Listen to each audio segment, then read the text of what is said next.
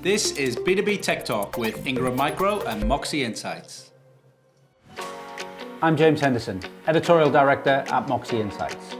In this episode, I'm joined by Hope McGarry, offering an unfiltered take on career highs and career lows. I think very early on in my career, I really struggled with feeling a little bit like an imposter.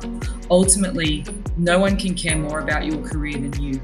I think that managing professional and personal responsibilities is really, really challenging for women in the industry.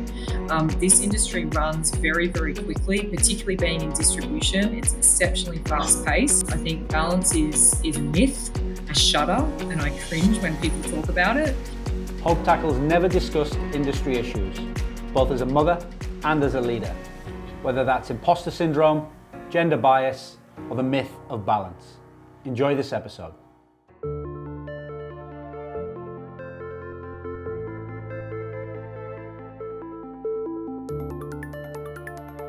Hope, very easy, well, not easy, but a very direct question to start with.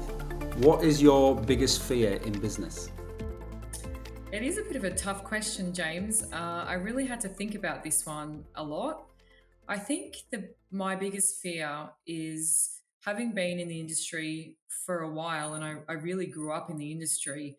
I think one of the biggest fears that I have is becoming complacent. I really fear that having been in the industry for such a long time, that I can potentially or could potentially really lose my curiosity and not be open to change. And I think in this industry, at the pace of change that we experience, I think you really have to be open to change. And I think if you're not, I think that you can really miss out on opportunities and competitive differentiators. So I never ever want to be that person in the meeting that says, but that's not the way we've always done it. That's not the way we do it here. That won't work. And I think my biggest fear is really not being open to that change and becoming complacent, because I have been in the industry for quite some time.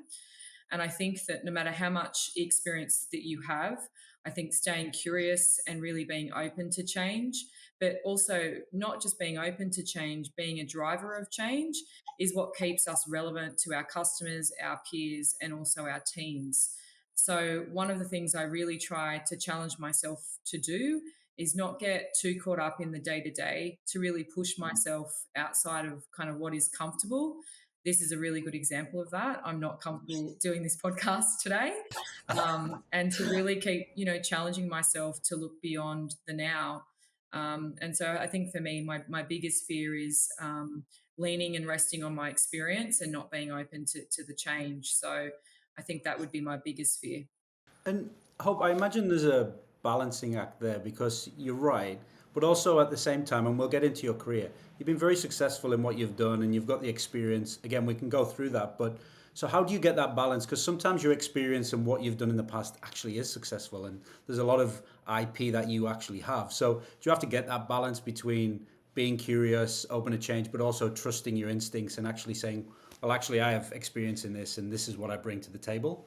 Is that a balance? It is a balance. It's absolutely a balance. There are so many talented people around me each and every day in the partner space, in the vendor space, and within Ingram Micro itself. And listening to diverse perspectives, listening to people who have had a whole range of experiences is critical. I don't have all of the answers. I would never profess to have all of the answers. And I think that there is so much value and benefit in making sure that I strike that balance really well, and that I'm open to hearing from different perspectives on what may or may not work. And so I think it's always really important to know and to check yourself as a leader, and to remind yourself that no matter how much experience and tenure that you have, you actually don't have all of the answers. So if I take that fear and that need to be curious and open to new ways of doing things, if I put it in the context of your own career and your own journey, that roller coaster ride that everyone goes through as an exec, Mm-hmm. I'll get to the highs, but maybe talk me through the lows in the career that you've had. I mean, again, it's a roller coaster for everyone, but there must be things that stand out and there must be challenges that you've had along the way. I love this industry. This industry has given me a lot. It's given me an amazing life.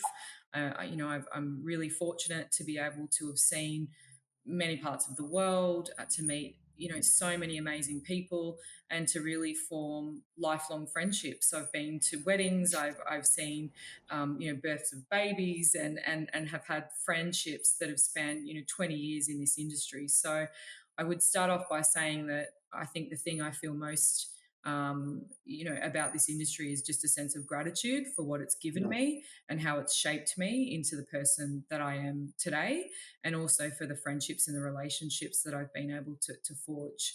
I think absolutely there's been lots of highs and lots of lows, irrespective of what I'm grateful for. And I think there's been highs where I've felt like I was truly making an impact, and I think for me that's critically important to me as a human and as a person. I really want to do work that makes an impact, either an impact on another person, or a financial impact, or drives a business forward, or successfully launches an initiative or a program, whatever that looks like. I think for me, it's just critically important that I feel like I'm making an impact. So, I really, take my leadership position very seriously, and I really try to lead from the front, and build really successful and dynamic teams. Whether it's building new strategies, whether it's being part of the launch of Xvantage at Ingram Micro, or receiving recognition, like the recent Career Achievement Award that I received. Yeah. Those moments are all highlights for me and remind me why I'm still in the industry, and motivate and inspire me to continually push myself every day to be better. But obviously, on the flip side, there are lows, and those lows have been just as crucial, I think, to my journey as the highs. I think very early on in my career, I really struggled with feeling a little bit like an imposter.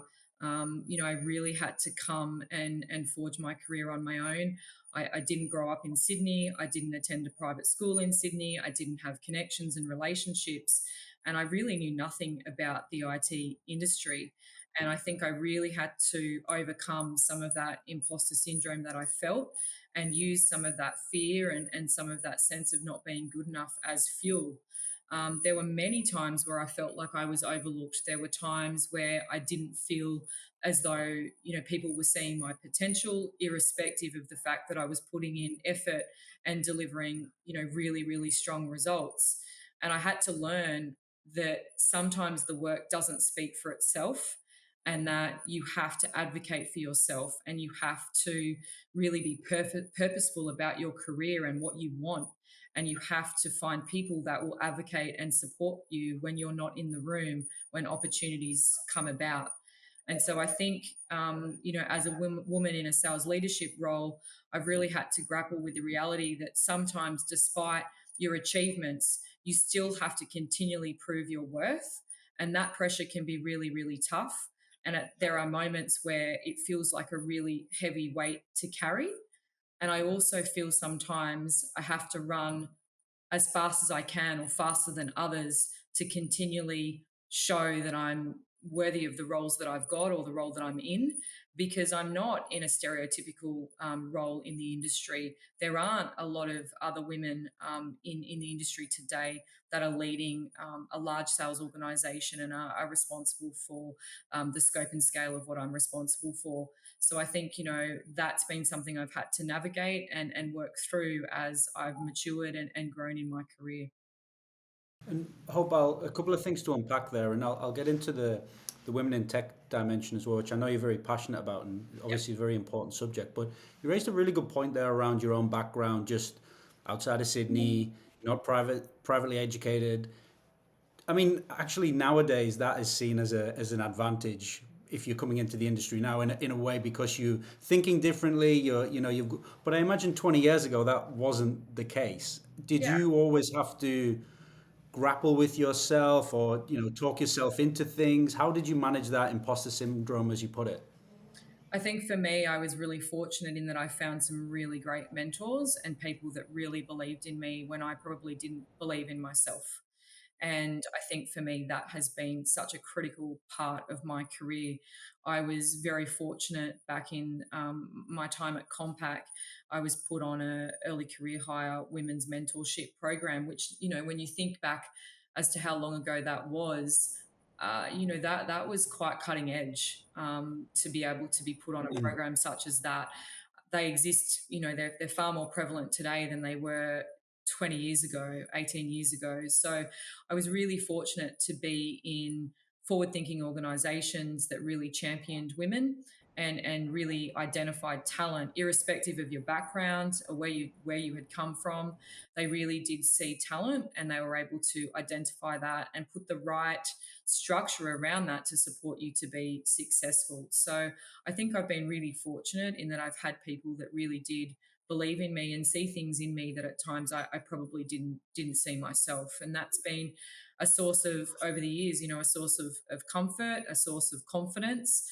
And I still have many of those mentors today, all these years later, that I will still pick up the phone to and have a chat to on days where I might be questioning myself or really facing a difficult challenge. So I feel very fortunate in that I've had that. And Hope, you mentioned on the, letting the work do speak for itself. And Yeah. have you learned any lessons about either yourself, the dynamics of the industry, other people? Because that seems entirely logical. That you do good work, you get rewarded, and you progress accordingly. But as we both know, and as everyone watching knows, it's not always the case. Is that either not naivety, but it is in a way to think that actually, if I just get my head down and do well, I'll be rewarded, and everything will progress. Did you learn early on maybe that there was that refreshing naivety there, that maybe you didn't think the industry was as hard or as had challenges in it that maybe people that can't see from the outside? Definitely. I think growing up, my dad and my mum really instilled in myself, and I'm one of four kids, that, work ethic is everything. And, my dad has a saying, the harder you work, the luckier you get. And so, growing up, work ethic was everything. And we were always, encouraged to work hard. And if you worked really hard, the fruits of that labor would come. And I think I did learn early on that that is not always the case. And so along the way, I had to become a lot more deliberate about my career. And I learned that whilst you will have mentors and people around you that will advocate for you and will support you and hope to see you to, be successful, ultimately no one can care more about your career than you. And what I learned was that the work is one thing and it will speak for itself to a point, but you have to be very deliberate about what you want to achieve in your career. And you have to be communicative of that to the people that can help you to get there. And so I think you have to do the work, you have to show up, you have to be someone that can execute, you have to be the safe pair of hands, but you also have to ensure that you are communicating what your career aspirations are and you are taking the steps to help you get there, and you are surrounding yourself with people that can advocate on your behalf when you may not have a seat at the table where those opportunities are being discussed. I don't think you can get there without doing the work. So I think work ethic is absolutely essential, Correct. Yeah. but don't think that the work in and of itself will be enough to help you get to where you need to get to. And that was a very hard lesson that I learned. And at times, I've been so disappointed in the outcomes of roles that I've been overlooked for, because I've really felt that I was deserving of those and they haven't gone my way. And I've had to reflect on why that may have been the case. And I think that has been what has helped to shape me. And I think I do a far better job of really being deliberate about what I want to achieve and what my next steps are. It's a shame, really, isn't it? Because unfortunately, those politics of the industry and of certain businesses are still prevalent in areas. How is that, 18, 20 years on, you've been hardened to some of those experiences and a little bit more wise to how the dynamics are. How is that influencing your own leadership style approach? Because now you're leading men, you're leading women, sales organization, as you mentioned, in a relatively unique role, as you said. How is that changing how you show up today as a leader? I really take seriously my role as a leader. Being a leader is the biggest privilege that I have outside of being a mother. I am responsible for my team, for their enjoyment of their work and their roles. I'm responsible for the fulfillment that they get from showing up at work each and every day, and that's never lost on me. I think that in my role today, I'm very, very um, focused on making sure that I provide and create an environment within Ingram Micro, particularly where we've got so much L&D support and a great DE&I program. My focus is on making sure that I provide a culture and an environment where the people in my team and those around me can do their best work.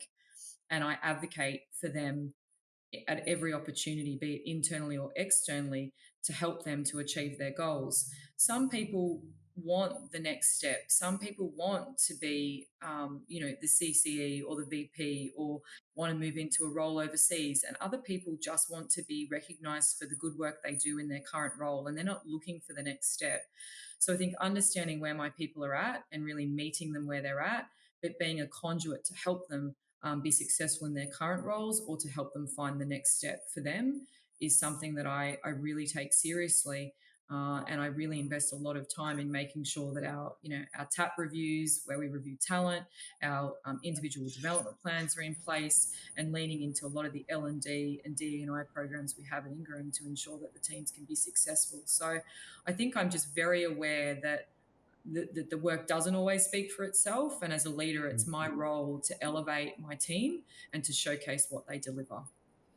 And how, as a leader today, and tomorrow, because I'm sure it's it's continually learning on the job or learning how to be a leader as you go. Are you What skills and inspiration do you get along the way? Are you learning just from your own experience in terms of, sadly what you mentioned there, that you found out the hard way that hard work doesn't always pay off. There's, the other elements of the industry. Have you picked up inspiration and style and approach just by what's happened to you, or as you referenced the mentors? How do you get your own learning? I think along the way, you learn from both the good and the bad examples of leadership over the years. You probably learn more from the bad examples of leadership over the years. Yeah. And I think really observing what works for me and what doesn't has helped me to refine my own leadership style, but really motivated me to try to be the best leader that I can be, so that the people in my teams and those around me can thrive. What I would say over the years is that I think you do learn as you go. And I think you are constantly evolving as a leader. And I think that's critically important. I think the leader that I was even 18 months, 2 years, 3 years ago is probably very different to the leader I am today. You have to adapt, and you have to constantly reflect on yourself and what you need to do differently and better to be the best leader that you can be.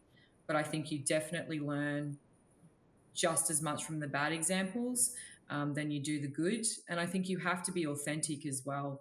If you're not authentic, then I think people see that very quickly. And I think, it's hard to get people to come along for the ride if they don't think that you're being authentic. And so I think it's about definitely watching others, but being true to yourself and being very authentic in your leadership style. I was speaking to one of my team last week actually about this subject, and I was saying to him, I am very much the same version at home as I am at work. There are not two different versions of me. Of course, I'm probably a little more measured than I am at home or with friends, of course, but inherently to my core, I am the same person. And so I think authenticity in leadership is critical. So whilst observing others is important, I think don't ever try to be someone that you're not, because nobody wants to follow someone or come along for the ride with somebody that they don't believe is being authentic. And you referenced, Hope, in terms of your own journey, the women in tech angle, of course, and that dimension. Yeah. Before we get into that, does it, just as a female leader in the industry who's rose up and everything you've just described, does it annoy you that that's even a topic of conversation now? I mean, obviously, I know there's a shining a spotlight and moving things forward, of course, but does it even annoy you that that is the topic still? It annoys me, but I still think we need to have the conversation. So, yes, it annoys me that we're still talking about it, but I still think that we need to have the conversation. So, I think that, as an industry, we're still facing, significant challenges. There's been progress made, absolutely, but if you read many articles, many studies, many reports, I think the latest one I heard was that women still only make up around 29% of the workforce, the tech workforce in Australia, and that we are massively underrepresented in industry leadership roles. So the conversation is still very relevant based on some of those statistics and some of those reports that you read. So yes, I'm frustrated, but I still think it's a really important topic that we must continue to have. And I think you hit the nail on the head, right? It's annoying, but you still have to have that conversation. We still have to talk about it and expose some of those challenges. Yeah. Hope, you mentioned, your own entry into the industry and the experience, the troubles you had when you started out and some of those roles. Do you think they were down to and you mentioned it, your background, that, not in Sydney, not privately educated? Do you think it was your female? Do you think it's a combination of all? Is it hard to tell? Is there any specific examples or challenges that you've faced because of that? Look, I think a lot of that came into play, but I also think a lot of it was about me. I really felt like I wasn't good enough to be there. And I think that, So you might not have been yeah, specifically told it. It was could yeah, have been in your head or not. absolutely. I think some of that narrative that we as women have, and maybe men have it too, I'm sure they do at times, I think we are constantly questioning whether or not we're good enough and whether we're worthy of the seat that we hold. And I think when I was younger, I think that was definitely more of the internal narrative that I had. And I think over time, and as I've had different successes along the way and validation along the way, not that I seek a lot of validation these days, but external validation, I think along the way, you start to build that muscle because you have success and you start to be invited to different rooms and different meetings, and people do start to ask your opinion and your perspective on things. So I think over time that gets less and less. But, I would be lying to say that even now there aren't days where I still question, was that the right decision? Did I show up in the right way? Those things. So I think sometimes as women, we can be a little bit of our own worst enemy, and we perceive that probably people are thinking about us more than they are. And so I think we've really got to be kinder to ourselves and kinder to one another, and really, believe in what we can contribute, and really back ourselves. And I think that is something we owe ourselves as much as, asking other people to give us that external validation and that support or those opportunities. If we don't believe in ourselves, we can't expect others to. And I think we need to constantly be challenging ourselves around that internal narrative or dialogue that we have, that maybe makes us feel like we don't deserve the seat at the table that we have, because we do. We wouldn't be there if we didn't.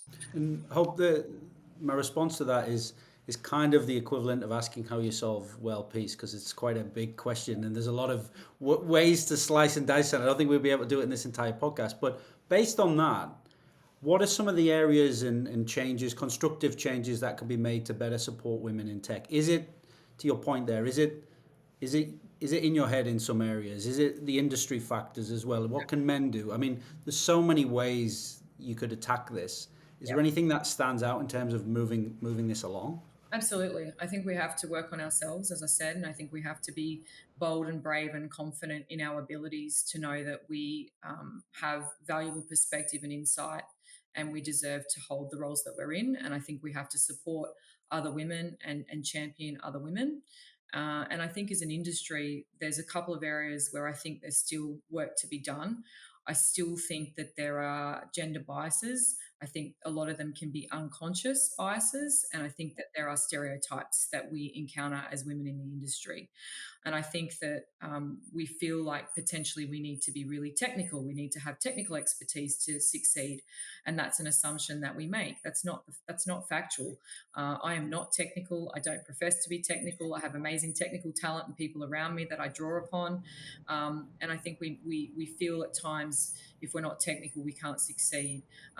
If we don't possess certain attributes, then we're going to be overlooked for promotions or leadership roles. And I think these biases can create a less inclusive environment and make it harder for us to do our best work and for us to thrive. So I think being really aware of some of those biases and some of those stereotypes is something that we could do a better job at. I think the second area is a lack of representation and role modeling. I gave some quick stats, and there's plenty out there for people to read about the lack of female role models and the lack of female leaders in industry. And that can make you feel as a woman really, really isolated and make it really difficult for women and females in the industry to see the pathway for them and to envisage themselves in those more senior and advanced roles. And I think the lack of that representation and that role modeling means that potentially there's less networking opportunities for us, less mentorship opportunities, less sponsorship opportunities, and all of those things are really crucial for our career advancement. And I think the third thing for me, and I probably don't speak on this enough, actually, and I probably need to do a better job of this myself, linking back to representation and role modeling. I think that managing professional and personal responsibilities is really, really challenging for women in the industry. This industry runs very, very quickly, particularly being in distribution. It's exceptionally fast paced The and quickest very, where you are. yeah, it's extremely fast and it's very high pressure. And so it can be really challenging for women to manage both that personal and the personal and professional demands that we have. And I think that, women in this industry, as a result of those competing demands, sometimes really run the risk of burnout. So I think that we need to do a better job of supporting women to be able to successfully manage those competing priorities. People talk a lot about work life balance. And I shudder and I cringe when people talk about it. It's actually just another job that you add to our list of things we have to get good at. And it's another thing that makes us feel like we're failing against this unachievable expectation. So it's not about balance. I think balance is a myth. And I think it's a societal construct. I think that what we need as women in the industry is support from our families when we have to lean in harder at work to be able to take some of that, family load, be it, caring for an elderly parent, caring for children, whatever that looks like for you. We need our support system and our community to lean in for us when we have to lean in really heavily at work.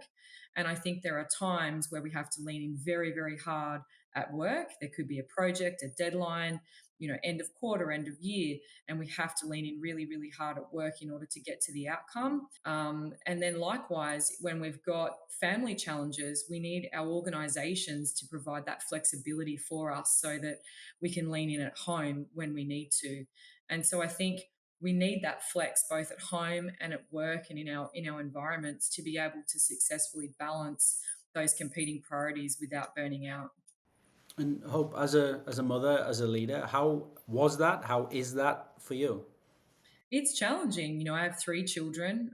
They are a little bit older these days. It was harder when they were younger, trying to balance some of those demands and childcare and all of those types of things was challenging. I think as they get older, that gets easier. At Ingram, I think our diversity and inclusion piece and the work that we do is phenomenal. We were just certified as a family friendly workplace, and I think some of those things, whilst people may feel like they tick a box, what they do is they send a message to women in our organisation that they are supported and that it is okay and that we understand that we have as women competing priorities. So I think for me, it will always be a challenge. Guilt is something that I think women carry very heavily. And I think I learned a long time ago that is a wasted emotion and it doesn't change the outcome of anything other than make us feel bad and give us a few sleepless nights, and that we shouldn't carry guilt. We are all doing the best we can with the tools that we have and to juggle and to manage our competing priorities. And I think that's really helped me, accelerate and be at peace with the decisions that I make around work or home life. Hope, I really appreciate the authenticity and the openness and the rawness in some areas here on tackling this because as you mentioned, you're a leader at the top of your game in the fastest part of the industry, but to share those challenges and individual elements that go into making the person is very important. And I think a lot of people get a lot out of what you've shared. Final point, Hope, and we ask this to everyone. We ask this to all of our guests. As a leader, as a human, how do you want to be viewed? It's a really great question. And I think that how people talk about you when you're not there and how people speak about you when you're not in the room is a reflection on the type of leader that you are. So I hope that when I'm not in the room, that people say I have integrity and that I care and that I'm always available and make myself available no matter how busy I am, no matter what's going on, to help other people to be successful, whether that be mentorship, informal conversations, sitting on the floor with a member of my team and trying to help them overcome something. I hope that people reflect and say that I was always there to help and to help them be the best versions of themselves.